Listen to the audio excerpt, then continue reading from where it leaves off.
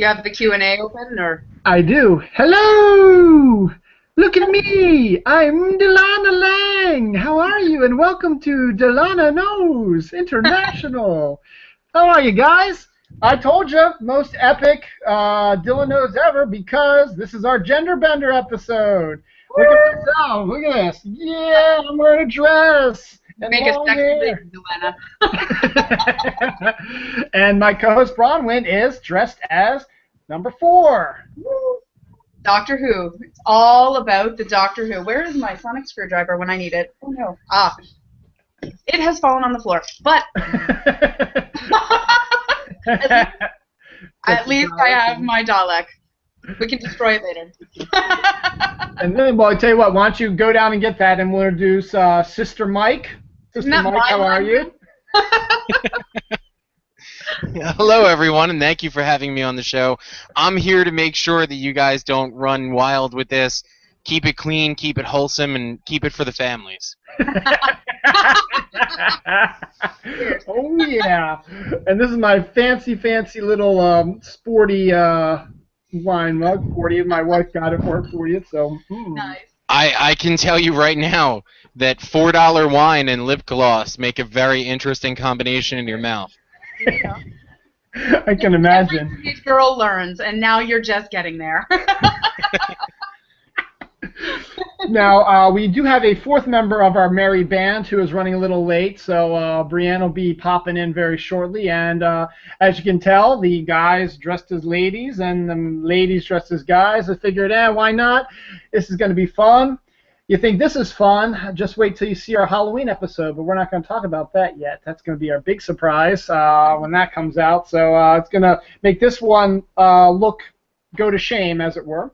But this is Dylan Knows International, this one. Dylan Knows is a weekly YouTube show. It's usually on Sundays at 12:30, but unable to do it this Sunday because part of our crew, the Snark Alex, Miss Jerry Fletcher, she's my co-host for the List Show, is actually in town in Baltimore on vacation with her family, and we're going to get together with them on Sunday. We're going to go to the zoo, check out some animals, and have dinner, so should be a lot of fun to hang out there. So I figured we may as well do it now, but we can't do it tonight because you know what tonight is, right, Bronwyn?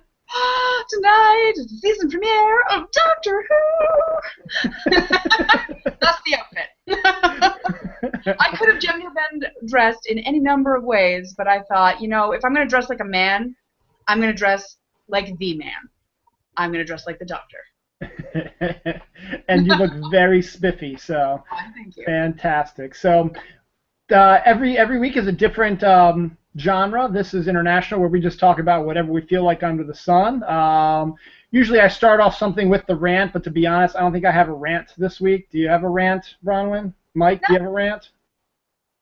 Nothing prepared. I mean, I could always rant about something, but I don't have anything prepared, no. Well, why don't you rant about something, just to kill time before Brianne gets on. Okay, all right. This is actually sort of a rant at myself and my own fandom. So, I recently started reading Afterlife with Archie. Oh, yeah. I heard wonderful things about that. It's excellent. You should definitely read it. All right. Here's the thing with it. So, Okay. I was never really an Archie fan prior to this series. Okay.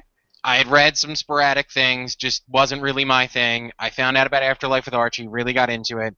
Now I'm caught up with it. So I tried to show them to my wife, who is an Archie fan. Okay. And she would not go anywhere near it. She won't read it. She won't look at it. Because to her, it's destroying something that she actually enjoyed growing up with. And for a second, I was like, she's being so unreasonable about this.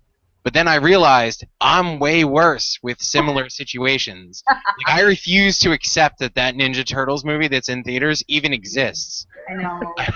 I don't like publicly acknowledging it. I've even constructed a theory that Michael Bay hates me personally and has for whatever I did to wrong him. Yeah. He's made it his mission to destroy my childhood memories. Yeah. No, you know what? It's funny, actually. You talk about the Ninja Turtles movie. My mom and I, for my birthday, because I was super excited, and my mom was very lovely and went with me. And we actually have similar tastes in movies, so I'm going to presume that she enjoyed it almost as much as I did. But I wanted to see the Ninja Turtle movies so bad that every year for my birthday, for the 3 years that those original movies were released, we went and saw Ninja Turtles in theater for my birthday. That was a thing that we did. So when this new Ninja Turtles movie was coming out, Mom was like, so we're going to the theater to see it, right? I'm like, let's make that a renter so we can find out if it's going to destroy us or add to the fun. And I think there's more in column A than column B from what I'm hearing. Yeah, I haven't really heard anything good. There's one of my friends swears that the movie was excellent, but that's only because he's railed against this whole idea of people hanging on nostalgia from the very beginning. So I think he's just saying that to prove his own point. I don't think he actually enjoyed the movie. But through the degree. through the Archie experience, though, I realized that not only do I do that, I'm significantly worse than her. Like I won't look at things. I'll refuse to acknowledge their existence if they dare mess with anything that I hold pure from my childhood. And yet here I am, like, Afterlife with Archie is incredible. All these Archie fans are stupid. They don't know what they're talking about. In all fairness, I was not an Archie fan. I can't claim Archie fandom, but I have read any number of Archies. Like, I've read a lot of Archies in my lifetime. But I still am really, really interested in seeing Afterlife with Archie. But again, in all fairness, I cannot actually claim to be a fan. I read really quickly, and I don't like lines. So grocery stores meant I read a lot of Archies. It's true. I never was a fan of Archie either. It just seems so wholesome, so 1950s, like whenever they came out, and it was like the same story all the time. The two most attractive women in high school going after the goofiest kid that they could find, and just all the stuff that happened into it. And the reason why I bought Afterlife with Archie is because of Francisco Francavilla, who's the artist. He did a limited run on Detective Comics. He pinch hit occasionally when Scott Snyder came on, the excellent series he did with Batman and that one, and it was fantastic. So when I heard he was going to do this Afterlife with Archie, it was going to be zombies in the Archie world, I was like, hey, it's got to be great. And I saw some artwork from it. I was like, yeah, this is fantastic. And then when Roberto Aguirre-Sakara was writing it, I enjoyed his adaptation of The Stand, which he did for Marvel, and he also wrote some Spider-Man also a while back, which is excellent. So I was like, okay, this could be really cool. And then, sure enough, it's moody, it's fantastic. I mean, and it's not quite like the cartoony Archie you're used to. It's a very realistic, teenager style. I mean, he doesn't quite have the stylistic Archie look to him. He looks like the regular guy, he looks like any other zombie type of high school thing. But all the characters are there: Betty, Veronica, Hot Dog, Jughead, all of them, and it was just it's amazing. And then Mike, you did read the newest one with Sabrina and Cthulhu, right? Yes. Yes, I did. That was totally insane also. I mean, Sabrina, the teenage witch who had the TV show in the 90s with Melissa Joan Hart, she's an Archie character, and she was the person who brought about the whole Afterlife with Archie scenario, and then she gets banished to this dimension for a year by her aunts, thinking that she screwed up, but in the end it turns out it's actually something much darker, the reason why they did that. So it's fantastic series, and I highly recommend. I think there's only been 6 issues of it out. 6, yes, that I know of. But they are on the site. They are plugging the upcoming Sabrina spin-off series. Right. Ooh, nice. It's funny. I preferred most of the spin-off characters. Like, I loved Jughead. He was always my favorite, and I actually enjoyed reading about Sabrina and stuff like that, because the thing with Archie's for me was that it drove me crazy that Betty and Veronica didn't have more self-respect. I was like, sweetie, no. Everybody can do better than this. Not because Archie's a bad dude, but because he is wishy-washy and can't make up his mind. Like, ain't nobody got time for that. I'm sorry. But he's just stringing them both along. Yeah. I never understood why Betty and Veronica didn't just hook up. I think Bronwyn should write the next Archie spinoff. And I am already a fan. Betty and Veronica hook up. There you go. Honestly, like they have better chemistry. I don't know. As a reader, I've always thought that. Like right from when I was small. In every panel, you just see Archie in the window with a video camera. He would be that creepy. He totally would. You know. He would. All right, I'm gonna reveal something here that slightly a little embarrassing. But in my childish childhood, when I was growing up and puberty and all this stuff, there are actually pornography comic books. Yeah. Oh yeah. What? Yep, there's pornography comic books, and one of them. I don't know anything about these things. And one of them. I have never read them. I have never seen them. You are very wholesome, Sister Michael. I am appalled that exists. Elizabeth Bathory was my favorite, and La Blue Girl is a close second. But there was one called Cherry Pop-Tart. And it was basically done in the same style of Archie and had very similar characters to Archie, but it was a pure, straight-up, horny 18-year-old girl going after all the guys and the grown-ups, and her mom was just as horny as she was. And it's just, I will admit I had a few issues of those. So but it just goes to show you that they can have such an influence on. Now wait, Dylan, do you still have those issues, or did they not withstand your teenage years? I still have them. Your secret's safe.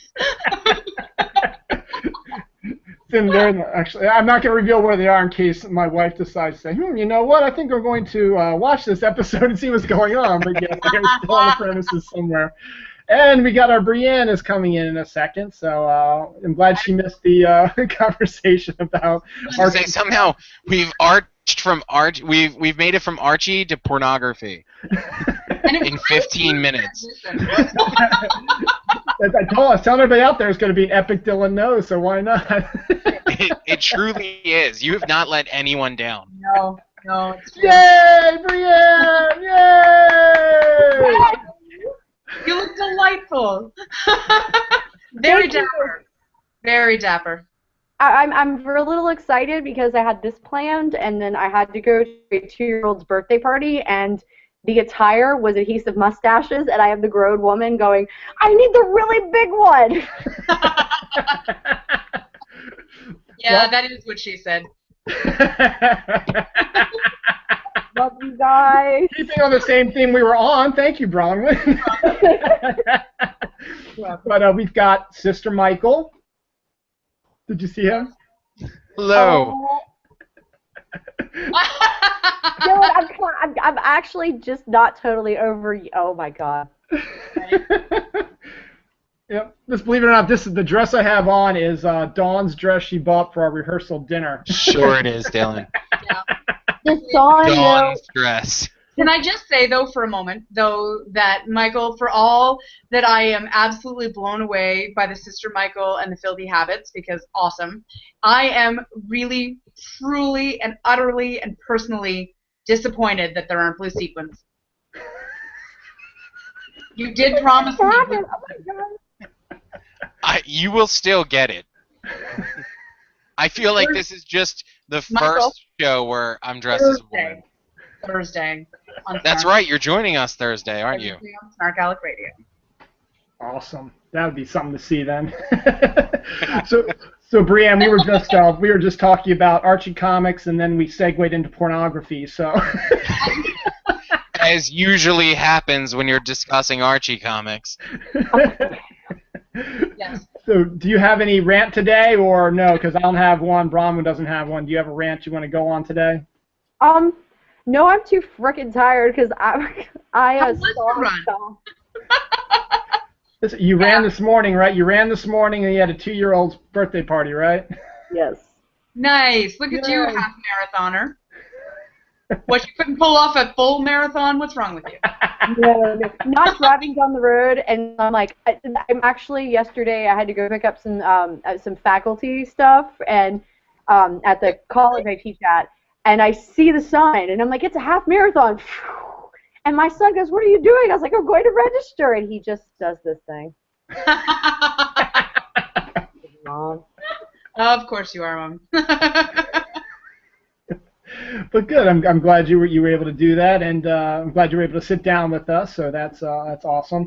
As I was saying earlier, there's nothing really much we're going to talk about. We're going to just do mostly a lot of movie stuff. So obviously Doctor Who. We're going to talk about Doctor Who. Have you seen Guardians of the Galaxy, Brianne? No, I haven't. My cousin works at the theater, so it has to be out for 10 days for me to get free tickets. The more you know. Really cheap. Did you see the Lego movie? No, I haven't seen that one either. I'm really horrible. My kids have seen it. They saw it last weekend when I was out of town, but I haven't seen that. We did go see Planet of the Apes, the new one. Everything is awesome. Everything is cool. And then how about awesome. I love how you're Tom Baker, by the way. That makes me really excited. Thank you. We've got Tony Solo joining us, and he's, of course, picking on you now, Mike. What is Mike supposed to be? Sister Mary Dirtbag. He's supposed to be wearing blue sequins.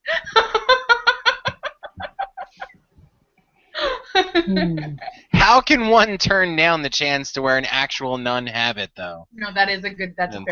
That's a fair point. And I mean, really, if you have an opportunity to buy a nun's habit. Yes. I mean, okay, hold on. Where does one purchase a nun's habit if they are not a nun? Right? Online. Really? So, I was initially perusing costume stores, and the costume nun outfits were very expensive. So just on a whim, I went on a religious supply store, and the actual nun habit was extremely cheap. Far cheaper than the costume versions. Online. You heard it here, folks. You heard it here first. I'm actually opening an additional window to see if we can purchase a nun habit on Amazon, just because I want to know. You can purchase anything on Amazon. That is where I do 90% of my shopping. Oh, dear. You can also, if you know where to look, also eBay. I bought there was an ongoing joke in Dawn's family. They would always buy each other like goofy presents, stuff like that. And this one year I decided, you know what I was going to do? I think I'm going to buy a fully, not operational, but a realistic gay doll. Like a Barbie doll. They have actual realistic gay Barbie dolls. That I decided to buy for Dawn's cousin Bill. Is this for educational purposes, Dylan? Seriously, no. Okay, I have to ask, because perhaps as a Canadian, I'm missing something here. Because my understanding that gay in this context means homosexual. Yes, it does. And in my understanding, homosexual means having same-sex attraction. Okay. So how does one make a Barbie gay? Because Barbie does not necessarily it was more like Ken. It was more like Ken, and it's not really officially a licensed Barbie, but it was a Ken-style doll that had all the bits and pieces, as it were. So my question then is... It's actually an anatomically correct That's the proper term, yes. Okay. I love that the minute he has a penis, you assume he wants another penis. I mean, that's just where Dylan's mind's at. He had had it for a while. What I want to know is when you Googled gay doll, did you try clicking on images? No, I didn't actually. I actually just went on eBay and did search, and then I found it. So. This is what I had to teach my parents when we played Cards Against the Humanity. It's like, do not Google that. Just don't. Don't do it. But yeah, nothing, however, is more fun than playing Cards Against Humanity with your parents. No. Or your mother-in-law. Oh, no, yeah, my sister-in-law had to explain some interesting concepts to my parents. It was vastly entertaining in a way that nothing else will ever be. It was during a game of Cards Against Humanity. We're all sitting around the counter. I don't know how many bottles of wine we had, where my mother-in-law informed us, as she's sitting beside my husband, about her threesomes in college. Nice! Nice! Poor husband! I mean, he he's kind of a pale guy, blonde hair, blue eyes. Red is a sheet, and he just looks over her, and she was like, I was young once.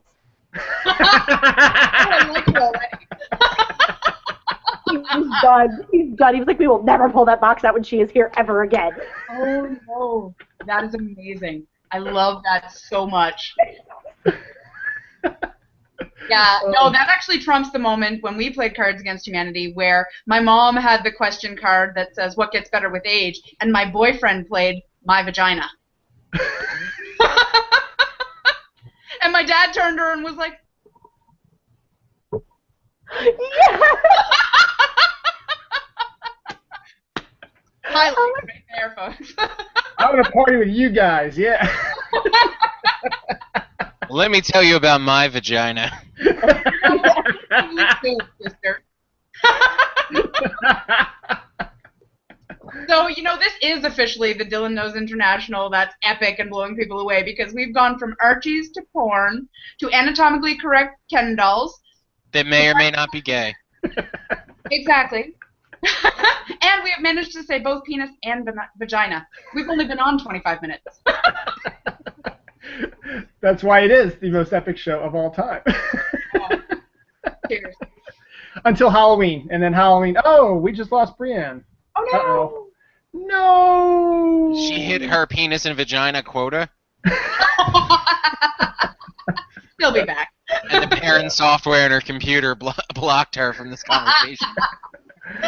Should I re-invite her? She can come back right in, right? Because I didn't eject her, so. Yeah, maybe I'll just Yeah, when people eject you, you can't sign back in. Because some people, Dylan, are snitches. Yes, I know, but what can I say? Yeah. Hold on a second. Let me I get these glasses off and try to re-invite Brianne again. I mean, I'm sure I don't need to, but I figured may as well just to be safe. Alrighty, boom, invite sent. Oh God, I'm ugly. Put these glasses back on. There we go. So pretty. See, that's so strange because when I put the habit on, I was like, yeah, I'd hit that.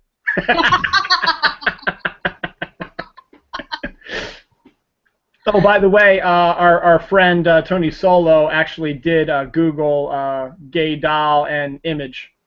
Oh. So there's Brianne. Like that link at your own risk. I have a feeling like that was a favorited tag on his browser anyway. But he also suggests that you have had that habit in your closet and have just been looking for an excuse to wear it. I'm always ready to pull things out of the closet. That should be. Own it, sister. Own it. We thought maybe your computer had enough of the penis and vagina jokes, so that's why you got you. I actually got so excited because I wanted to share with you my perverted photo op from Stargate Chicago, and then my computer died, so apparently it does not want me to share this with the public. Oh, shit. The parental controls kicked in. This will be my mini rant, Dylan. Did you want to rant? Yes, please. Okay, so I really, really hate that on the shelf. Wait a minute. Does Bronwyn know this? Because the Canadians do not know about the Elf on the Shelf. Oh, Elf on the Shelf. No, I know about Elf on the Shelf. A couple of my friends found it on Pinterest and did that. In terms of like Christmas, okay. Right? With the little Christmas elf. Okay. Okay, I hate it. All right. And I probably hate it because instead of like putting the little elf around their house, the people near me decided to like move the elf, and then every day when their kids found it, they got more fucking shit. Oh no. Okay, and like I don't even like buying the Christmas presents, so I don't even. So it's like not that I don't love Christmas, I like it, but I'm just like, oh, today Santa or the elf left me a Santa Pez dispenser, and they're going to school. My kids are coming home like, where's our elf and our Pez dispenser? Oh no. Fair. I proceeded to have a fit, as I do. Yeah, you know. And I opened up one of my Stargate dolls, and I proceeded to take a Daniel Jackson doll all around everywhere, all during the Christmas season, and have pictures taken of it. That is awesome. So now Elf on the Shelf is expanded. It is no longer done at Christmas. It is now done for birthdays and special occasions. You can buy a birthday Elf on the Shelf. Yes. See, Bronwyn, your face is how I feel inside. I'm sorry. That's ridiculous. It is. Yes. So I took Daniel Elf to the Stargate Con. Uh-huh. And I'll have to figure out ways to try to share pictures in a hangout, but I handed them around to the actors, and since I was a volunteer and they knew I wasn't like trying to get free shit, I was like, can you do something perverted with my doll? So Buy a nickel for every time. 85. And the funny part is they didn't hesitate. Connor Trenier, who plays Michael on Stargate Atlantis, got very intimate. It was like making out with this doll. Cliff Simon like was putting it in his mouth. Stan Reed out his pants. So as a volunteer, we get like a bunch of free photo ops and stuff. So I ended up into it somehow because people give me stuff and buy me things and all that. I ended up with 3 photo ops for Michael Shanks, and I love Daniel.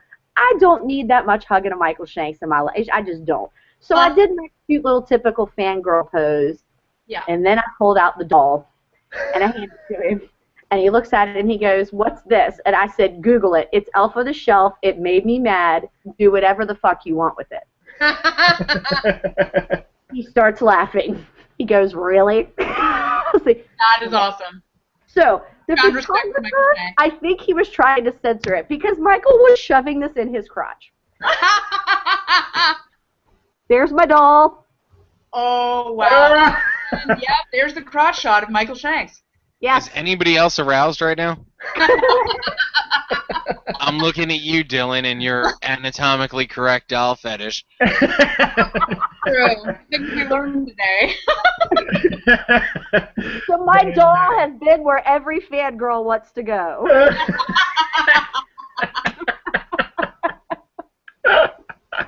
You know what you could get for that on eBay now? Right? And he was like manhandling it. I'm laughing in this picture. And they had left me in the picture because I'm like, I cannot believe this is happening. He's like very happy to do something really horrible with this doll. He's having way too much fun with it. Now, I will admit, we do the Elf on the Shelf here, but we don't give presents every day. We just we just move them around. That's all we do, and the kids like to run around and try to find it. It's like, oh, there he is, there he is, there he is. I'm like, okay. No, and my friends who use the Elf on the Shelf use it as a "you will be good before Christmas" or "the Elf on the Shelf will tell on you." Yeah, that's what my family does for my nephews. Yeah. Which I'm okay with. I think destroying children's perceptions of holidays is good. It's good to get that out of the way early. Yeah. I personally don't like the Elf on the Shelf, but I did, and this was brought up on Snark Alex. We did an episode where we submitted weird facts about ourselves, and people had to guess which lined up with which. So for a year of my life, I spoke to people almost entirely through a Dora the Explorer hand puppet. Huh. And that was one of my interesting facts. I'm fine. There's nothing wrong with me. And as he's gonna have it. Flavor. But what was interesting about it is how quickly other people will adapt to it. Like no matter how angry it made them, and how belittled they felt that I wouldn't address them as a person, but only through the doll, people would only speak to the doll. No matter how angry they were, they spoke directly to the doll, as if I was not even there. Have you ever seen the movie Lars and the Real Girl? Yes. Phenomenal. Also making me think of this. Well, what you were saying about the pictures, come Christmas time, my family wanted to get family photos done. So, of course, I had Dora, and it's in all the family photos. But what became interesting later is we had a Christmas party with my wife's family, and without any hesitation, I was like, can I take a picture of you with the doll? People would just grab the doll and start, like, setting their own scenarios up with the doll. As if it was real. So it was just really interesting to me, the psychology behind how quickly everyone adapted to this doll is real.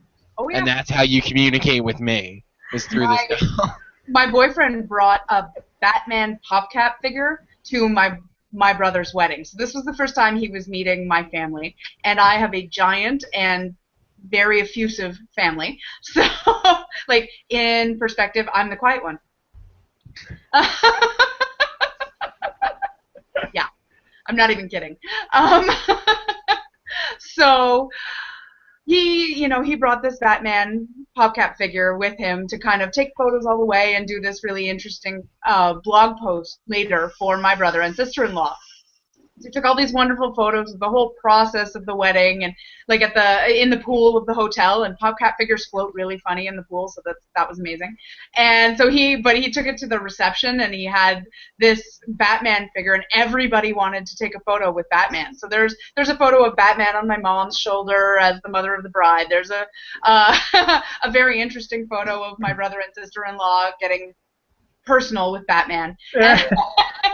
And the blog post ends with Batman having way too much to drink at the wedding and he wakes up in the morning in bed with Wonder Woman.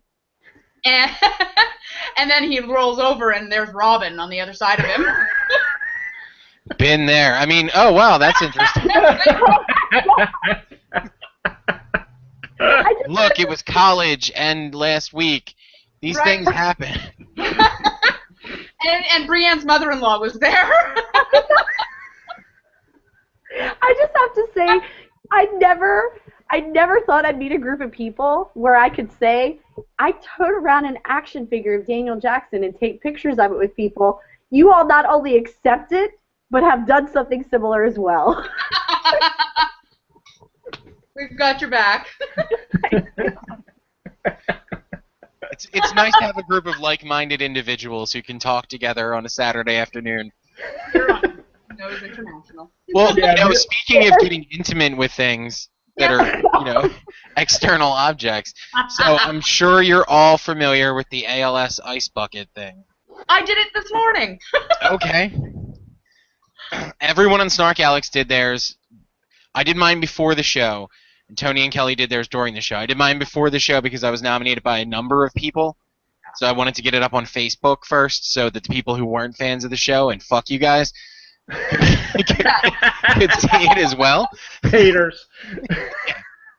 Tell them they got to tune in on Thursday because it's going international. We're preserving relations between, Canada and their, We're trying to. I mean, we are on the verge of war. True. Any day now, this thing could go off. So anyway, when I was initially nominated for this ALS Ice Bucket Challenge, it was my friend Vex, and I posted. I'm sorry? I saw that on Facebook. And I posted under there that I will do this, but everyone needs to remember what a good sport I am when I have my pumpkin challenge in the fall. And this was as a joke, and the idea being that you have to take pictures of yourself in intimate situations with a jack-o'-lantern. Awesome. I'll do that in a second. Well, and this is it. No one hesitated. No one even asked what you would have to do if you don't do it. I just immediately I'll do that. I got about 20. I got like 20 Facebook messages within an hour. Hey, can I get in on this pumpkin thing? Tell me more details about the pumpkin thing. So apparently everyone I know has just been waiting to have sex with a pumpkin and share this with the world, but they just didn't have the outlet to make it socially acceptable. So as long as we're here and we're talking about these types of things, I would love to formally invite all of you to participate in this. Absolutely. I'll do it in a second. Intimate photos with jack-o'-lantern. Yes. Yep. My Daniel doll will do it. I was just thinking, I have an Oogie Boogie PopCap figure that's just waiting to get involved with this. Oh yeah, I'm in. Just let us give us the info, man. It'd be great, fantastic.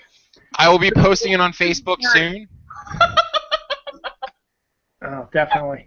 Because fall is my absolute favorite holiday, and season, I should say, season. And what other way to show how much I love it by loving a part of it? Obviously. You don't just love it emotionally now, you'll love it physically.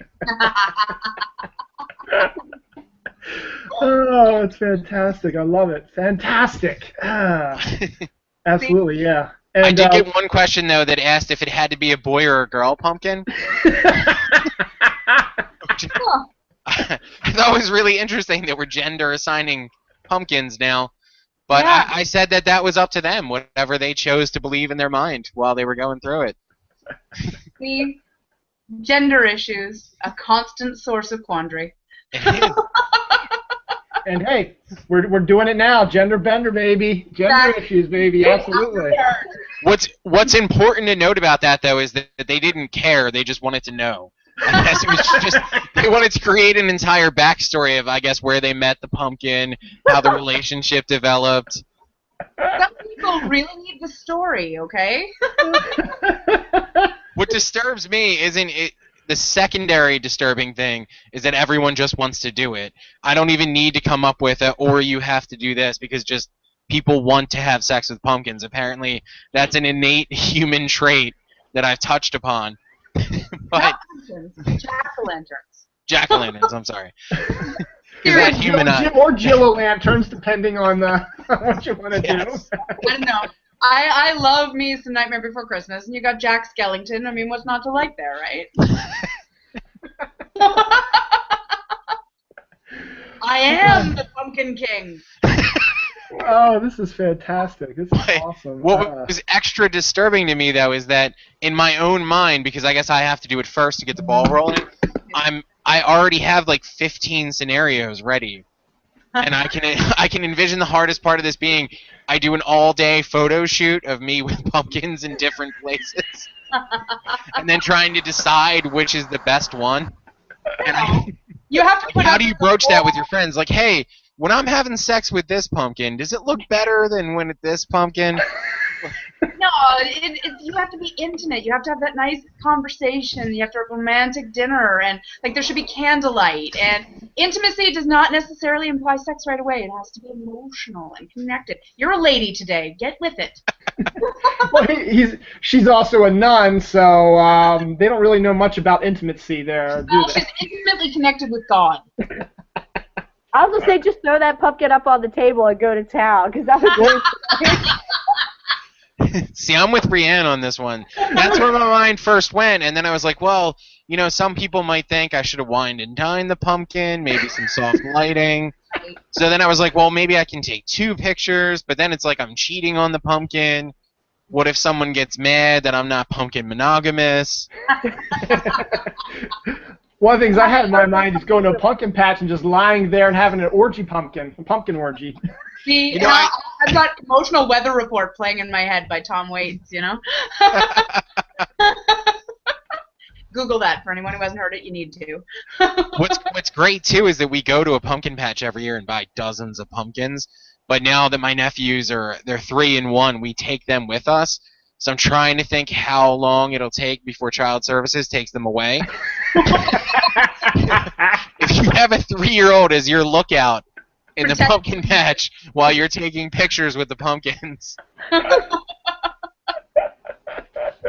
How much jail time is attached to that?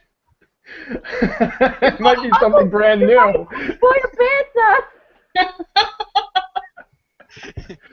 You could be one of those guys that, you know, there's something on Twitter, it's like dumb laws. You could be the one to create this dumb laws. And you cannot have sex with a pumpkin in Delaware, New Jersey, New York, Pennsylvania, Maryland, wherever. Oh my God, You can just take naughty photos. That's all. Oh my That's all you're allowed, okay? Cross the line. Oh, mercy. This is all. One of the questions was, how much male nudity do I have to show? Oh. So it's not an issue. Like there's going to be male nudity in this photo. It's just a question of how far do they have to go to satisfy the challenge. So I told them to try and keep it somewhat tasteful. As tasteful as sex with a jack-o'-lantern can be. Intimacy. I don't even know how we got here. From our damn Archie comic. We can be free in our gender bending costumes. Yes. So I think we were going to talk about the Lego movie, but now I'm a little afraid about bringing children's programming into this. Okay. This one needs to be marked adult only. We'll segue there to the end. Let's. I know, Mike. I know you haven't been hooked into Doctor Who yet, but you guys just want to talk Doctor Who a little bit. Oh, this. What gave it away? Was it the Dalek? Yeah, and the sonic screwdriver too. Yeah, that's about it though. It's all right. I broke into the communion wine, so I'll just work on that while you guys talk Doctor Who. So, Dawn and I haven't gotten caught up. We're still in season 4, but the way we're gonna go is we're just gonna watch it straight up, and we'll figure it out eventually, I think. I just want to have just a slight background on Jenna Coleman's companion. Can you guys enlighten me a little bit about her? Okay, how much spoilers are you looking for? I'm okay with as many spoilers as you want. But anybody out there who's watching, if you have not been caught up with Doctor Who and want to come into things without spoilers, this might be the best time to shut it down. Now, not the conversation about having sex with pumpkins, but. Spoiler alert! But yeah, spoiler alert. I'm okay with spoilers because I'm always a big spoiler guy, and I'm. It's just the way I am. So spoil away. Okay. Well, Jenna Coleman, her character is the Impossible Girl. So we've seen her a couple of times when she was first initially introduced, and each of the first times we see her, she dies. Spoiler! Clearly, it doesn't take. So the Doctor has to figure out what is happening with this girl that he sees her die, and he feels a lot of angst and guilt about the whole situation as well for various reasons. That is what is happening with her that allows her to keep coming back. So you see a lot of her backstory and a lot of her kind of childhood and being, raised by these parents who met in this really adorable and kind of random or arbitrary way. And you learn then later as you go through the process that she actually ends up putting herself in a situation, making a choice. I'm not going to get into this. I don't want to spoil too much, yes. But she makes a choice that allows her to kind of be multiple places in the time stream at the same time, effectively, because obviously the time stream is a non-linear, timey, whiny, wibbly wobbly stuff situation. But she ends up kind of being in multiple places all along the way to help the Doctor, to point him in the right direction that he needs to be in, or to be a part of a pivotal situation that he needs to end up on one side or the other of in terms of fate. So that all kind of came to a head with Matt Smith and his character and his transition into Peter Capaldi, which is where we end up. So it remains to be seen what her role is going to be going forward with Peter Capaldi, because it kind of feels like already her major role has been fulfilled.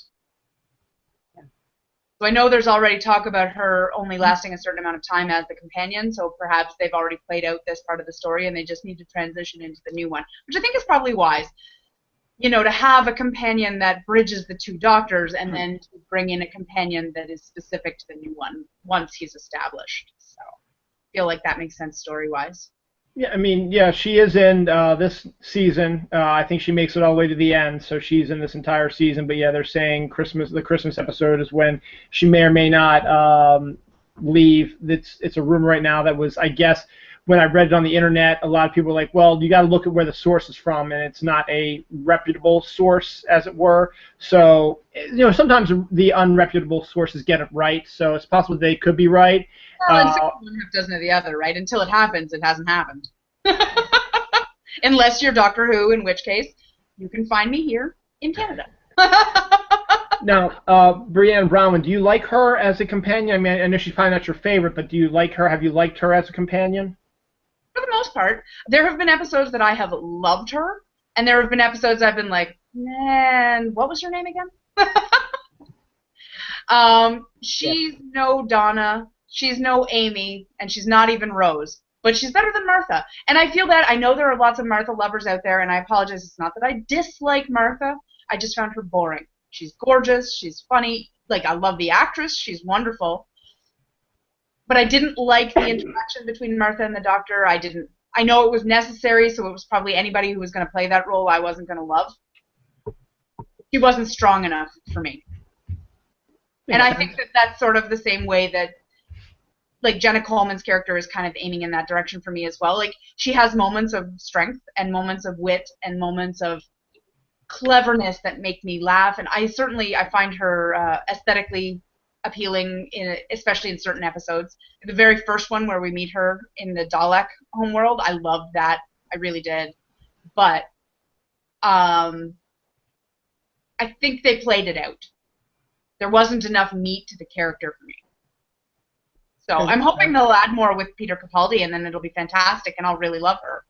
But, I mean, just the way Rose was, Amy and Rory are a tough act to follow. What are you going to do?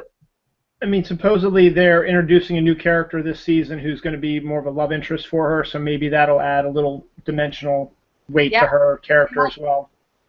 Yeah, I'm just saying, since she can't really be in love with the Doctor since he's, now 50, not 50, maybe 30 years some her senior, so...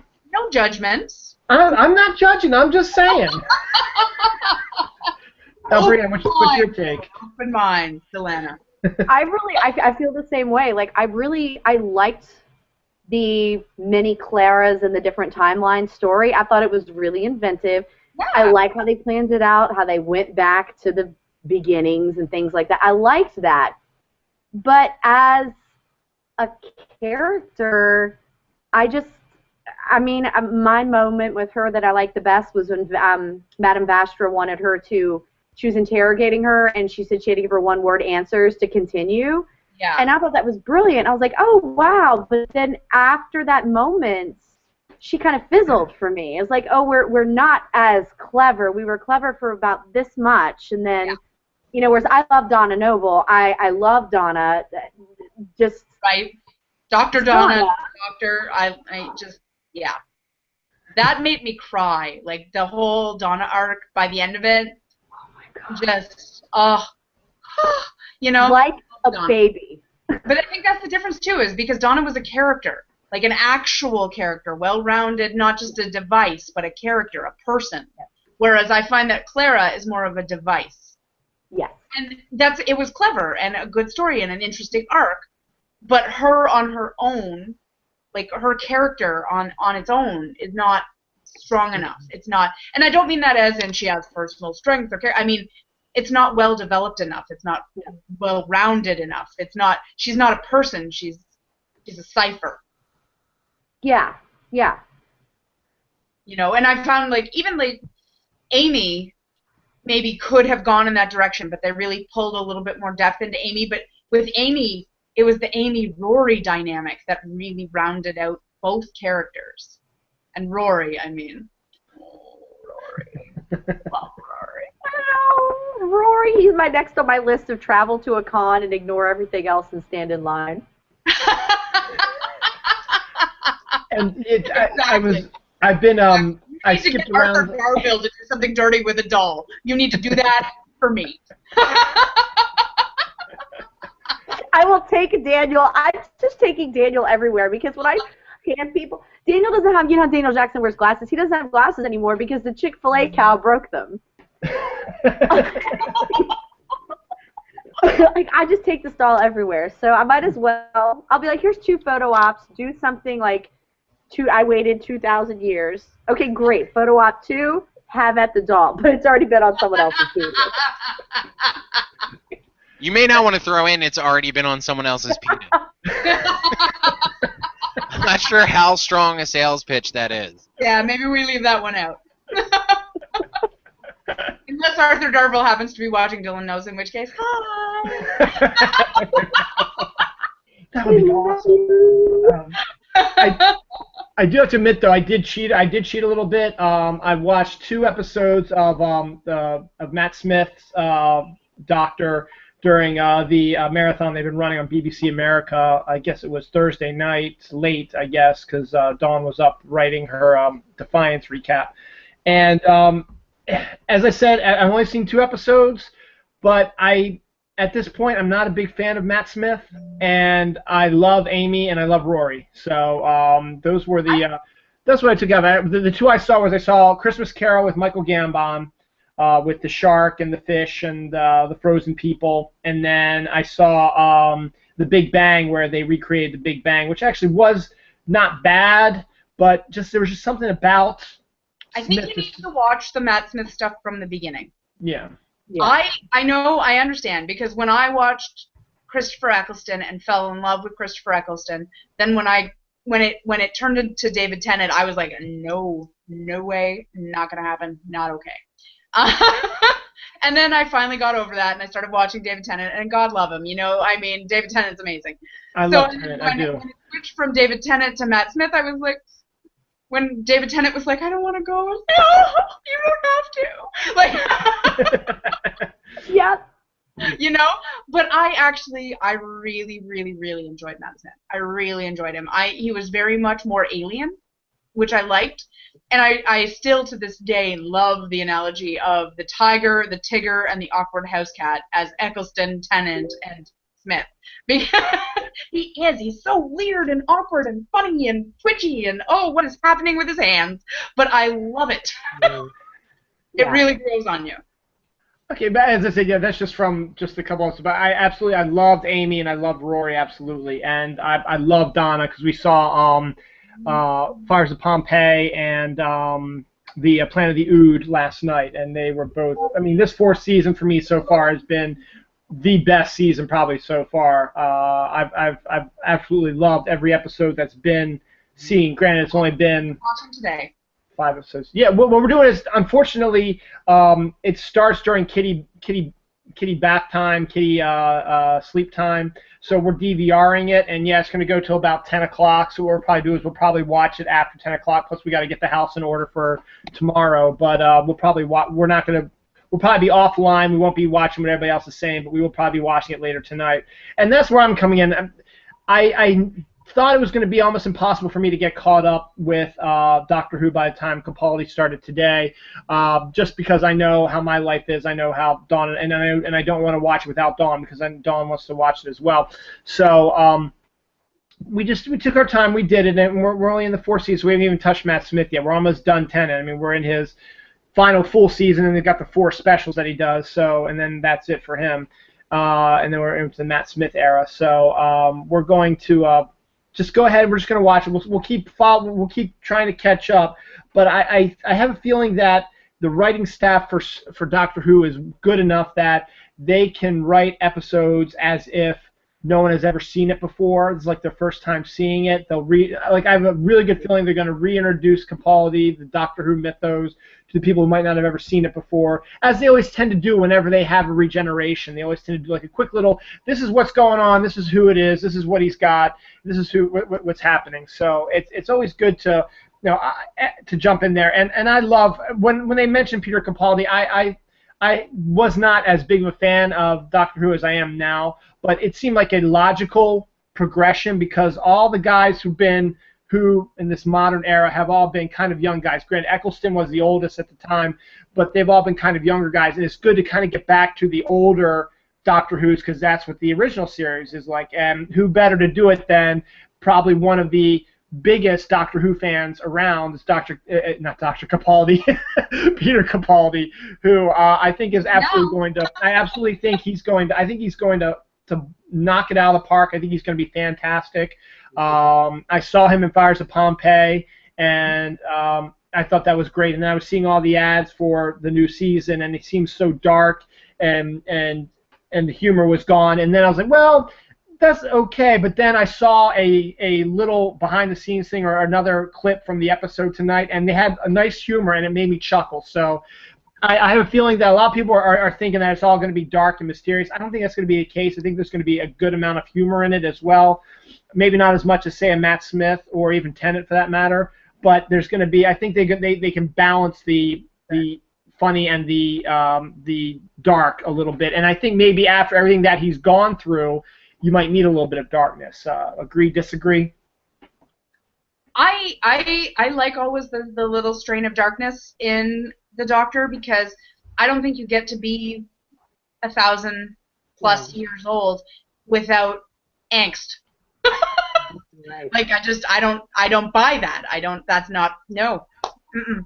You know, on the other side of it, as long as they can balance the darkness with the idea that 50 years of Doctor Who have been family oriented, and we need to maintain that. They're always the one consistency that has always been through Doctor Who is hope. There's always hope, and that needs to maintain. There's a reason that you have crossover from Doctor Who to Torchwood, but no crossover from Torchwood to Doctor Who, and that is because there is only so much dark that Doctor Who is allowed to have before you get everything will be okay. We can solve it without a gun. Let's be clever and respect each other. And that at the heart of it is Doctor Who. And as long as that heart is maintained, I'm golden with angst. I think you need some. And I think with the upcoming Robot of Sherwood, which looks freaking hilarious, I think that's going to be one of a really good episode, the one with the Robin Hood, which I don't think the Doctor's ever experienced before. So that's going to be kind of neat to see that. Stuff like that. So I think we're in good shape. I'm not worried about Capaldi. I think he's going to be excellent, and I'm actually really looking forward to it. Yep. As long as the next two Time Lords are a ginger woman and Idris Elba, I'm golden. Oh my God, I'm in love with Idris Elba. Right? Oh my God, Idris Elba. I'm just saying. I'm not saying. I'm just saying. No, I agree. I think he would be. I think he would be phenomenal. I think he'd be amazing. I mean, what's that? Was that Luther that he did? Exactly. So see him in Luther and Pacific Rim and Thor for that matter. He's a badass, and I'd love to see Idris do that. It'd be great. Or as you said, I'd love to see a female Doctor as well. I think that'd be. I know she's not ginger, but I would have loved to see Emma Thompson. I think Emma Thompson would have been a fantastic Doctor. Not only would Emma Thompson be a fun Doctor, Emma Thompson would be a fun ginger Doctor, because the beautiful thing about red, you can dye it. Now, let me ask you this, Bronwyn. How would you feel about a Michael Bay remake of Doctor Who? Michael? No! Why do you hurt me? What have I ever done to you? I thought we were trying to avoid hostilities. Well, no, that's Thursday. I mean, as of now, the tensions are still there. I'm disappointed in you. No blue sequins, and you throw Michael Bay in my face. I mean... The greatest insult you can give someone, Michael Bay. I'm just saying. Like, look, I don't know what you guys do in the States, but here, racism at that level is not actually okay.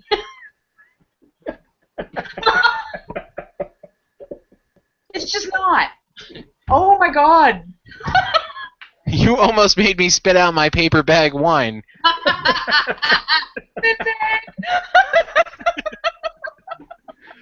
Oh, jeez. Yeah, which reminds me of Barry Vencedor's, like, sisters drinking out of a brown paper bag. I love it. So more of that. More of that. It is fantastic. No. All right. Wow, this time's flying by. We've been on for about an hour now. It's fantastic. But yeah, as I promised, time to get Mike a little bit more involved in the conversation. Let's talk the Lego Movie. Now, I know, Brianne, I know you haven't seen it yet. I highly recommend you go see it. I know it sounds a little off, like it's supposed to be a kid's film, but whatever. But if you watch it, I think you really enjoy it. And let me give you my take on it. We saw it in the movie theater, and when I first saw it, I thought, okay, it's a pretty good film. There's some funny moments. It's got good animation, but I was never really a big Lego guy. I never did a lot of Legos when I was younger. I was more the G.I. Joe, Transformers. We know my doll fetish, but so I did more of the G.I. Joe, Star Wars, Transformers, and Legos not so much. But there's a certain point at the very end of the film. There's like the last 10 minutes of the film where something happens, and because you haven't seen it, I really don't want to spoil it because it is such a game changer, and it's something you never see in a film. I mean, it's hard to see a game changer like this that comes into a film and totally knocks you for a loop and says, whoa, what the hell is going on here? And it made the film that much better for me because I absolutely love what they did at the end for the last 10 minutes. I absolutely thought it was fantastic. Up to that point, to me, it was just, okay, it's a fun children's film, a lot of funny things, a lot of cool animation, but when they bring in this other element, it absolutely exploded for me, and it was just a fantastic movie. And then Dylan, I too was very surprised when they revealed that this was really all about 9/11 conspiracies. The JFK bit. That was really fun. Spoiler alert. Yeah.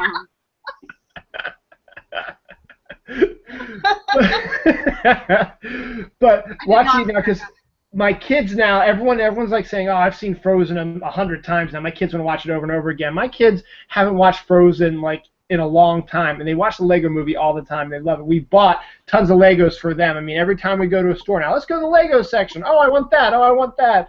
So not only do we have Lego movie stuff, we've got Ninjago stuff. We've got the Lego Friends, which is the female ones where they have the girls who are all friends and they're all camping and stuff like that. And then they've got Lego and have actual girls in it. Yeah, exactly. And it's cool and it's really cool. My daughter loves it, and they just love mixing things up, and it brings out the imagination in it. So that's my take on it. But I've grown to like the whole film now as in general. But when I first saw it in the movie theater, the ending is what did it for me. But now I've come to appreciate the whole film now. Any response from you guys? Mike, how about you? Since you've been quiet lately, what's your take on the Lego Movie? Well, I actually wasn't entirely crazy about the last 10 minutes of the movie. Okay. Without trying to give too much away. Not that they did that. I loved the twist of that sequence itself, but I thought it could have been a little bit better. It wasn't as good as everything that preceded it. Okay, that's fair. Plus, I have this weird thing now where I feel like everything that I watch needs to end with the main characters dying. So, I knew behind that. Oh man, have you been watching Game of Thrones or something? Like, what is happening? actually, it started with Toy Story 3. Yeah, that'll do it. That's what started it. And when they're going through the trash chute into the incinerator, and that scene, and you think they're about to get rescued, and that scene just keeps going and keeps going and keeps going, and I'm turning around and look at my wife, and I'm like, this is how Toy Story ends. This is incredible. Like, who approved this ending? Like, this is an amazing artistic choice for them to make. And, like, I almost expected at the end someone from Pixar comes out and goes, guess what, kids? Life fucking sucks. You're all going to die someday.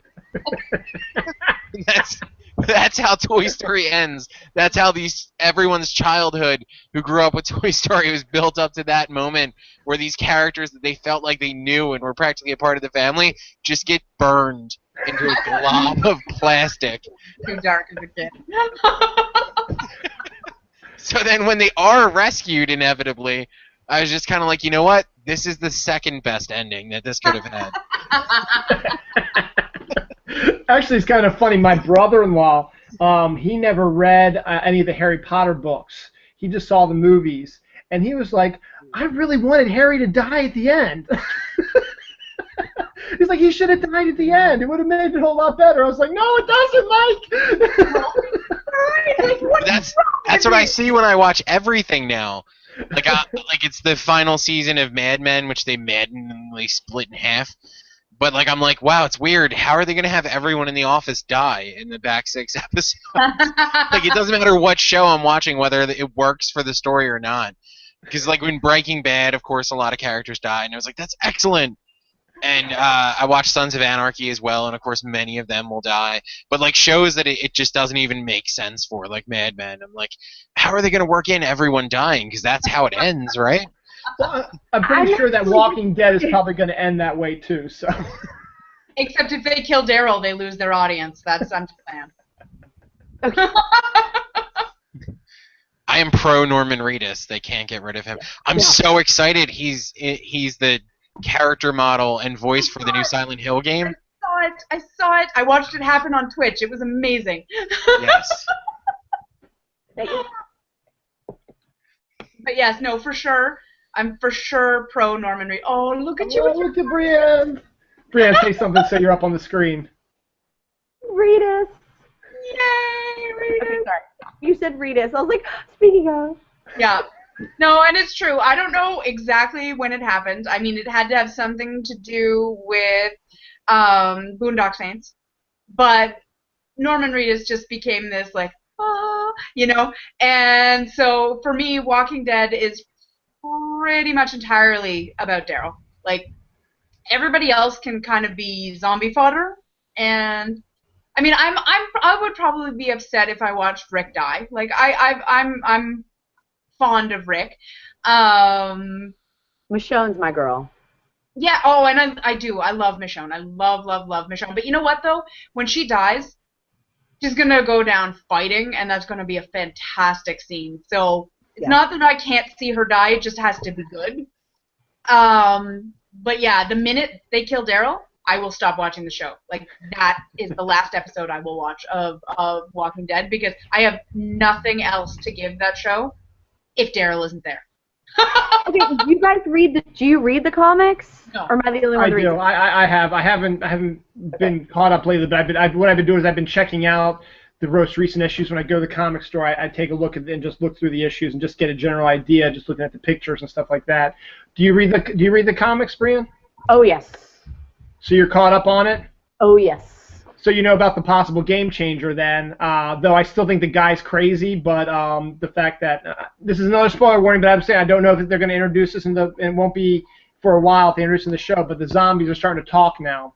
So we think that the guy who's seeing it, though, is not quite reliable maybe, and that maybe he's imagining it, but if they can do that, it would make sense, though, because now they're in like issue 120, somewhere like that, so they've been going on for close to 10 years now. So you think that, and they tend to like keep it in a linear time. So the zombie apocalypse is probably going on for about 10 years now, give or take. You know, they might mix it up a little bit, maybe 5 to 10 years in there. But by that time, you think that eventually the zombies would evolve eventually due to whatever the situation is. So the fact that this is possible could conceivably be considered a game changer if it isn't all in this guy's head. So do you agree, Brianne? The cell phone was all in Rick's head, right? So that's a possibility too. I do. Although what terrifies me more than anything is Lucille. Well, I don't know Lucille. Dylan, have you read that far? I think I know what Lucille is. It's it's what Negan has, right? Yes. Yes, I know. I know issue 100 absolutely floored me when I saw what happened to one of the regulars on our on The Walking Dead. So with Lucille, yeah. I kind of think it would be cool if they did evolve the zombies, because you're right. 10 years into the apocalypse, that would make sense. I think in the comics, they've really honed in on. I feel like it's a Mad Max kind of world. Like we're focusing more on the people than the dead anymore. So since the show, I mean, Merle and Daryl don't exist in the comics. So since the show has already just invented people, they might as well go in that game-changing direction, because all of us are invested. I mean, I do both. So I'm invested in both. I'm invested in the show, and I'm equally invested in the comic. And I will continue to purchase every single comic, and I will continue to watch every single episode and tweet like a fool. So the only thing that disappoints me is I'm hearing spoilers about how they're going to get out of the train car this season, and much like Sister Nasty, Sister Michael, what are we calling ourselves? I do not like television that involves people not dying. I like death. It's really horrible, jeez. And I've been disappointed in the final season of True Blood because they started off killing everybody, and I was thrilled. And now there's a lot of people that live, and I'm not as thrilled. So I couldn't get past the witches in True Blood, I'm not going to lie. Yikes. I really hate the direction that True Blood has gone in, but I feel like I've invested so much time that I'm not giving up. No, I couldn't do it. I couldn't do it past what's her name, Tara, with the twitching, and the only emotion in her face was the twitch, twitch, twitch, twitch. Like, that was it. That was like, season 1. Yeah. Bronwyn, did you just say you don't love Rutina? I'm sorry. I'm sorry. I read all the books. I did. I love them, the source material. But the problem especially is that book 4, which season 4 is based on loosely, very, very loosely, was my favorite book. Yep, me too. And they utterly destroyed it. And the witches were just so like, oh my god, I just wanted to stab myself in the eye so I didn't have to watch it anymore. And I thought, you know what, why am I doing this to myself? And I haven't watched a single episode since. Completely, no, Michael will agree with me. It completely jumps the shark after that, and you just gotta stay with it at that point. It's so batshit crazy. The answer that I had in my head to why am I still watching this, the answer was Alcide. So, and it's funny because in the books I don't like Alcide, but in the show he was the only thing that I watched for. I love Eric. So how many episodes I are left then? Eric, but How many episodes are left? Just one. Prepare for if you follow me on Twitter, the drunken tweets will commence because I am last week behind. They will start at 8 o'clock and they will just continue on. Amazing. So is that then tomorrow then? Tomorrow's the final episode? Yes. Okay, so I'm tuning in. I will begin. Oh, by the way, Laura Norman, we're not talking about Walking Dead anymore. You can put your earbuds back in. And it wasn't really that big of a spoiler because who knows if they're actually going to go in that direction. They still, if they do, it's still about 2 years down the road probably because there's still a lot of stuff in between where they are now and what's going on in the comics. So put your earphones back on and listen because this show is epic. I read a lot of comics, but I don't read anything specifically that is going to diverge from like another media source. The only thing I guess that you could say that I read that could potentially have that weird sort of difference between the comic book and the movie or TV adaptation would be like I'm reading Black Widow and loving it. It's an interesting direction, but the character is neat and I'm really enjoying it. And it's different from Black Widow in the movies. So you can. But the thing I like about the comic books on that one is like, and I'm reading that, and I'm reading Hawkeye. Although Hawkeye has, in all fairness, gone off the rails a little bit the last little while. But I'm hoping they bring it back together. Is that they seem to be kind of set for the after hours. You know, like there's Avengers, and then there's Black Widow and Hawkeye on their own time, and that's what the comic books seem to be going in. And I really like that because I like those two characters a lot. But that's the only thing I'm reading right now that could come into conflict with what you see in media. Okay. Yeah, that makes sense. And then let's just segue real quick into, I know Brianne and Mike haven't seen it, but Bronwyn, you and I, we'll discuss Guardians of the Galaxy real quick.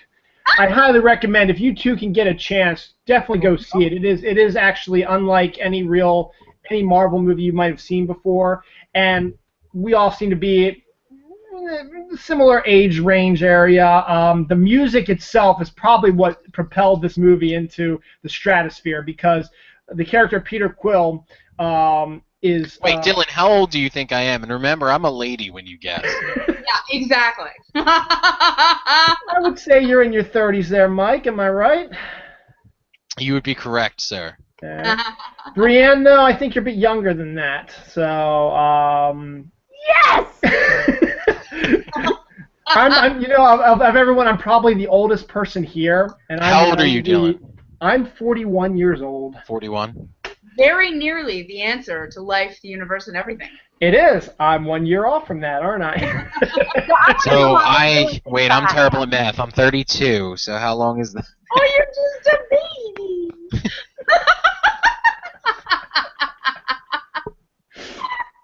But anyway, the big draw, I think, that got Guardians of the Galaxy to be so popular is that Peter Quill's character, when he gets abducted by aliens, the beginning of the film, so it's not a spoiler, okay? He gets abducted by aliens in the first 5 minutes of the film.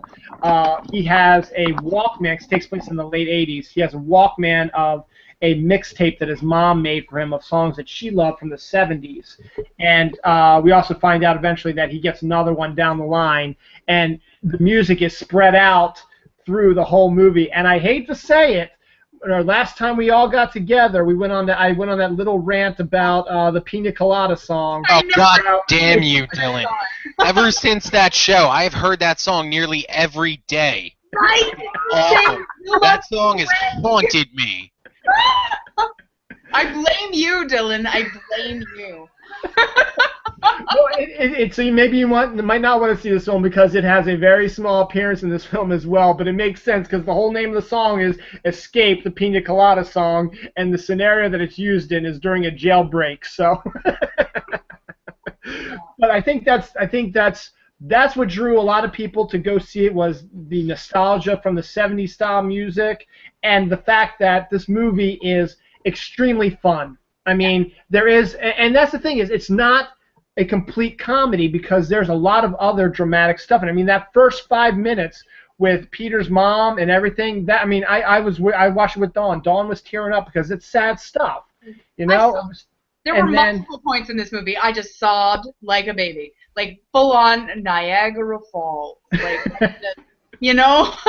But it was so funny. Oh, my God, I loved it. But, yeah. And Rocket's scenario when he was drunk and he was talking about everything that happened to him, you feel bad for. I mean, you see a little raccoon, he's got guns, and he's got a badass attitude, but he's just he's a damaged guy, and you feel bad for him, and you absolutely love him. And then Groot is absolutely great when he releases the glowing seed insect type things. Amazing. Okay, so for me, there were two things that I really, really thought made this movie stand out. And one was that the whole set of characters, the Guardians of the Galaxy, the heroes of this, and they're, you know, typically you have heroes or you have anti-heroes.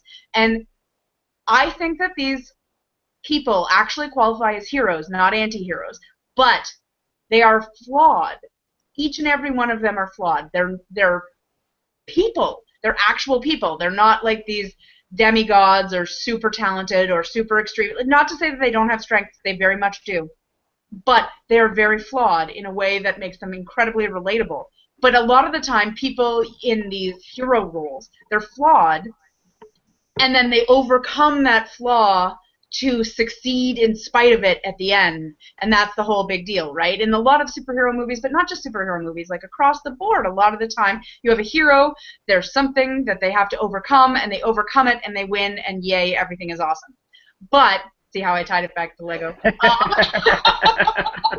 I'm waiting to get it back to Dylan's comic porn version of it. Well, I'll see what I can do. But, no, I really, really, really like the fact that this movie has a bunch of heroes, a group of heroes who are flawed, and that's okay.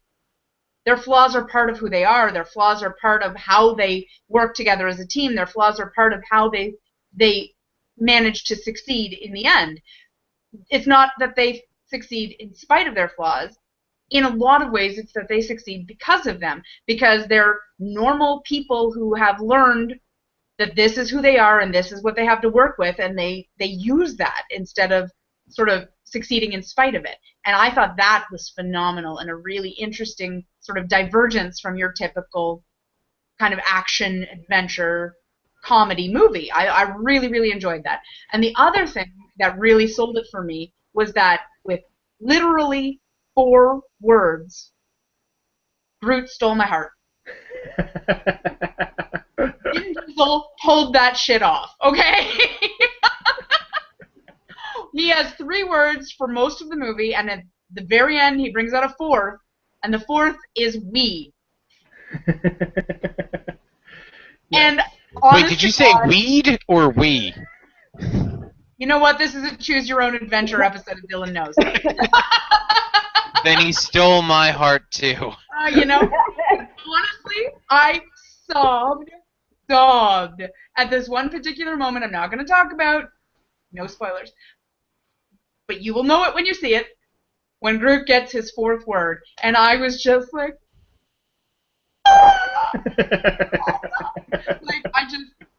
everything Groot as far as I'm concerned.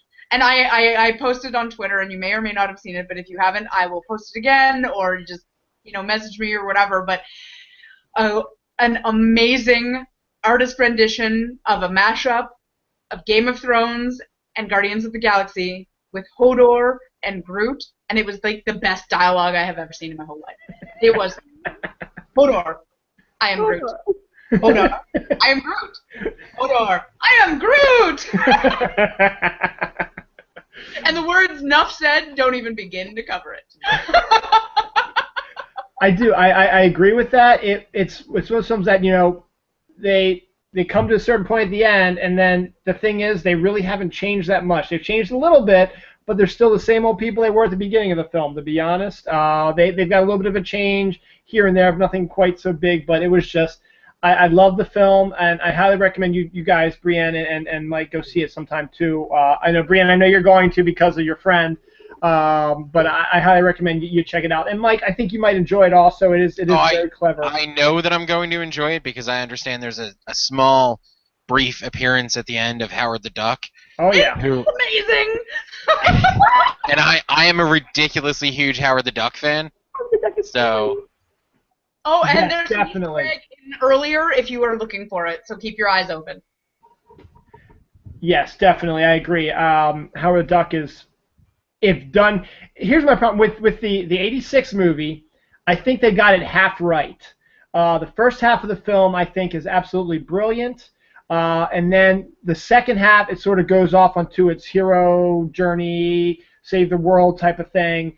And it kind of lost it for me because if you've actually read Howard the Duck, it's actually a satire on what's going on in the world right now, and it's absolutely brilliant. Steve Gerber, who is the creator of it, he is of Howard the Duck, is just great. And I wish he would have written the movie because he would have been so much better. And I'm very excited because this Howard the Duck seems to be skewing a bit more towards the Steve Gerber style, which is actually really good. And it's a brilliant scene, and unfortunately it is at the very end, and yes, he does make a quick appearance in the collector's room also halfway through the film as well. The one other thing I wanted to talk about the movie that really blew my mind was Dave Bautista. Now, Mike, are you a wrestling fan? No, I know it's not real, but it's still sort of like sports. Oh, yeah, okay, that makes sense. I lose all interest in it. But Dave Bautista is one of the big wrestlers out there nowadays. And, whenever you hear, okay, a wrestler is going to be, taking on a role in a movie, Andre the Giant did a fantastic job of Princess Bride. But Michael being the biggest and the strongest. So then when you bring Dave Bautista, it's like, okay, Drax's character where he plays Drax the Destroyer. Okay, he's got a arc he goes on, and I can see Bautista, when I first went in the movie, I was like, okay, I can see a wrestler taking on the role because it is, a pretty pedantic type of role. Okay, he's a guy, he wants revenge against Thanos, blah, blah, blah.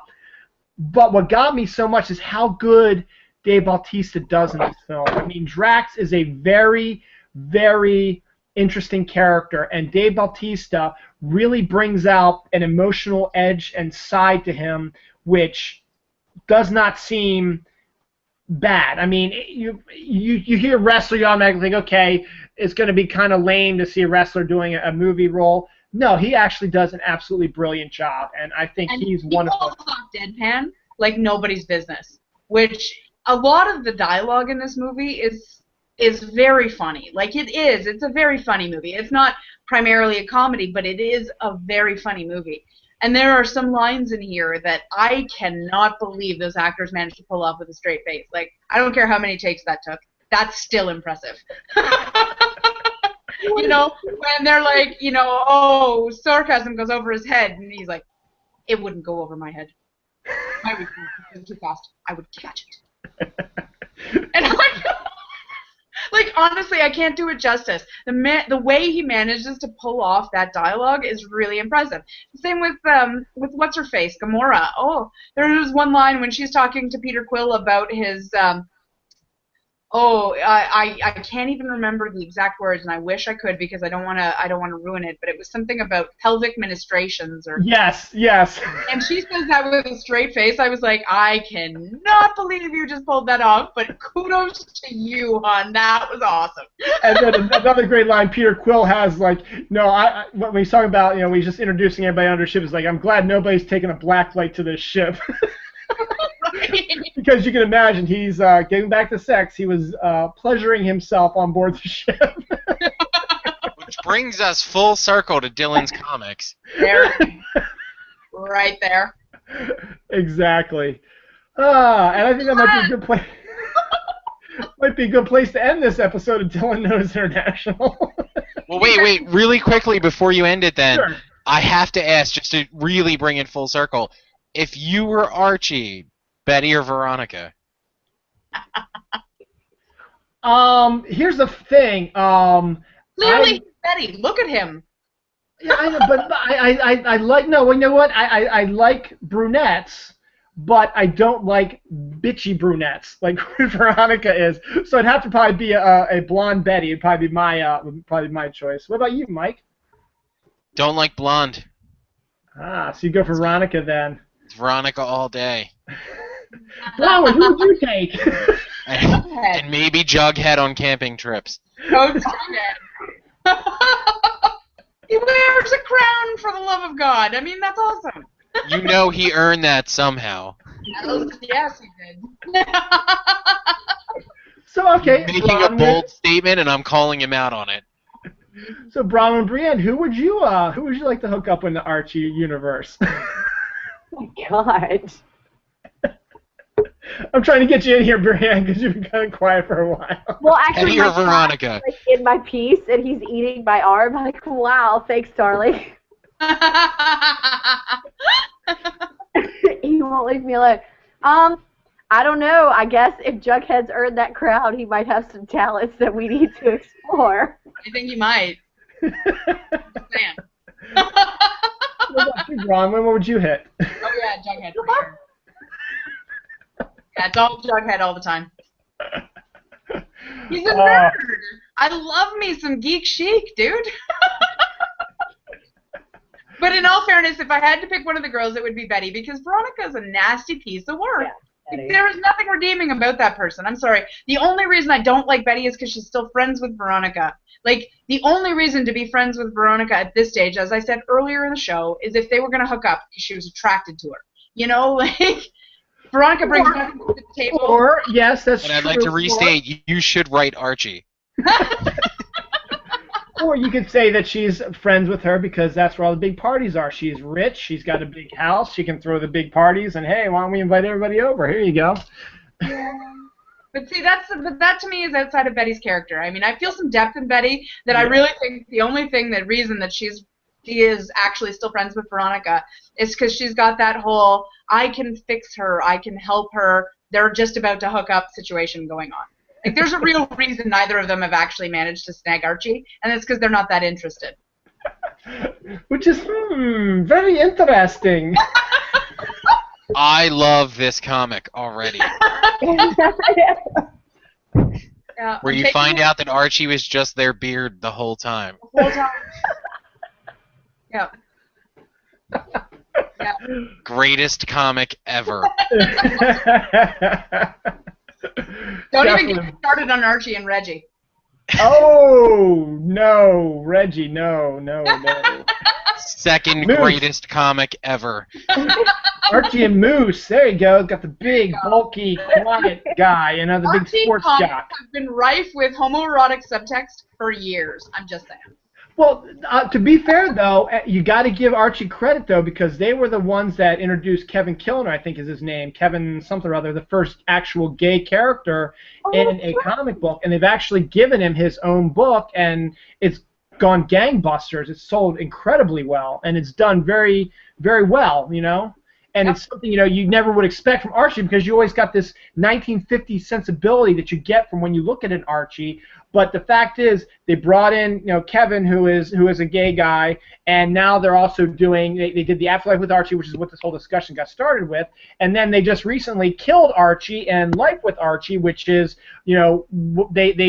they have the Archie comic where he's still in high school and Benny and Veronica are still going after him. They did Life with Archie where they have two distinct storylines where after high school, Archie hooks up with Betty and then Archie hooks up with Veronica, so they get married, stuff like that, and it follows their career path like that. And they just killed him off, Archie. They just killed him off in the most recent Life with Archie issue. So it's I'd have to give the props to the Archie company because they've been doing some really interesting stuff while still keeping the status quo that they're used to, Yeah, and that takes skill. You got to give it to Archie. That's what Reggie said. Got to give it to Archie so hard.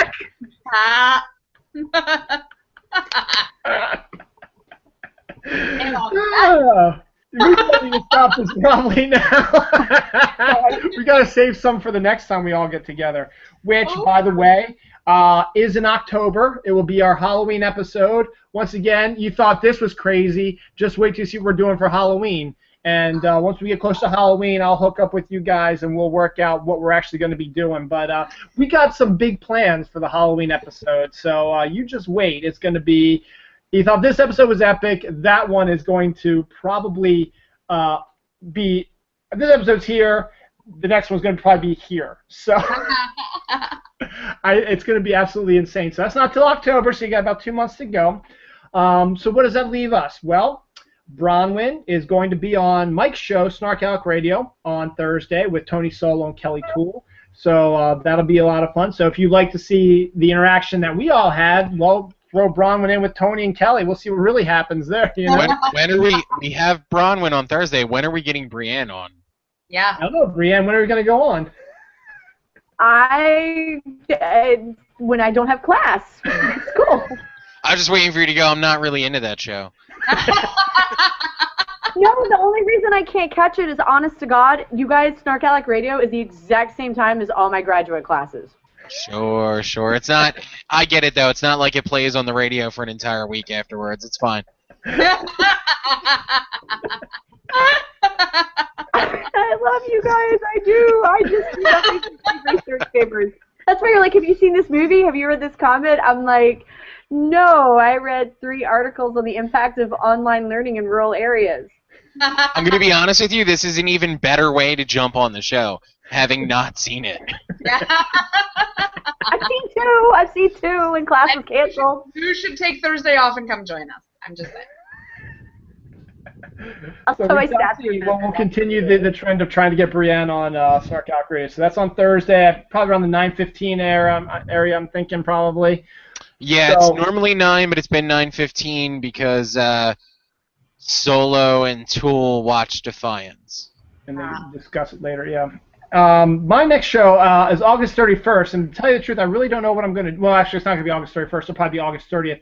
It's a 5th Sunday, which I usually don't have anything planned for the 5th Sunday. It's usually one of my special episodes. I do have a couple of ideas. I'm going to have to run by a couple people, but I'm thinking very much that I'm going to try to do the beer episode I've been warning about for a while, where we're just going to spend an hour and a half talking about beer with Mandy and a few other people who are into beer. So we may do that. I'll have to wait and see. But it won't be on Sunday the 31st. My son's birthday party's on the 31st, so I won't be able to do it then, but I'll probably do it that Saturday the 30th. So my next show will probably be on the 30th, but keep track of my Twitter feed at Holodill. You'll see plenty of me bringing up what's going to happen. Now, I also want to bring up September. September will be my 1-year anniversary of doing Dylan Knows. I'm very excited for that. And to celebrate, because I'm nothing but a big partier, as you can tell with my outfit, I'm going to be doing what I call the Year of Knowledge, and I'm going to try to do 2 episodes of every one of my shows in September and try to bring out the big special guests like that. What I've got in the lineup for Dylan Knows International is I got 2 episodes. One is truly going to be international. I just have to work out the timing on it, We've got our friend Rachel in Australia, who Mike you've interviewed before on Snark Radio. Yes, we have, and she was an excellent guest. We got her in Australia, and we also got our friend Matt from England, who was on the show earlier also. We'll try to get the two of them together with Bronwyn and I to do a truly international episode sometime in September. It's just a matter of timing because of time zones and craziness like that, so we'll have to figure out. Sounds like a cool show, International Four-Way. Oh, yeah. Oh, yeah. And then I promised the McGevnas that I get them on as well. So we'll try to get the McGevnas on as well in September too. So I'll be in touch with you, Bronwyn, about how we'll work it out. It might not be on a Sunday or Saturday. It might be sometime during the week. But you've told me that's a little bit easier for you, so we'll work that out. So that's what's going on. So I'm working on some things. I got some big time guests in the works right now. I just got to finalize a few things in September. So I'll see if I can pull this off. I've got only about 2 weeks now before September actually hits. About a week actually now before September hits. So we'll see what happens if I can get it all together in the next week or so. But I want to thank you guys for joining me for Gender Bender Dylan Knows International. It truly was an epic episode. And thank you for having me on, Dylan. And make sure you say hi to my side piece, Elena. I definitely will. Definitely quite like Sister Michael in the Fifth with filthy habits. So thank you also, Sister Michael, for that, and we'll definitely have you back on in October for our big Halloween episode. Bronwyn, as always, pleasure. My lovely co-host, and then Brianne, who's been popping up more and more often, which is fantastic too. Thanks for joining me as well. And that's it for this epic episode. So I'm gonna sit back, relax now, and my wine glass is empty, so I better rectify that soon. And maybe I'll wear this the rest of the night. Who knows? Party hard. I do have to mow the lawn, though, so maybe I'll mow the lawn in this also. Somebody tweet Dawn now. Yes, exactly. I'm not going to. It's raining out. Too bad. Dawn did take pictures of me before the show, though, so she's probably already posted them. And I cannot believe this. I went through a whole episode with no tech problems. Yes! Awesome! No tech problems!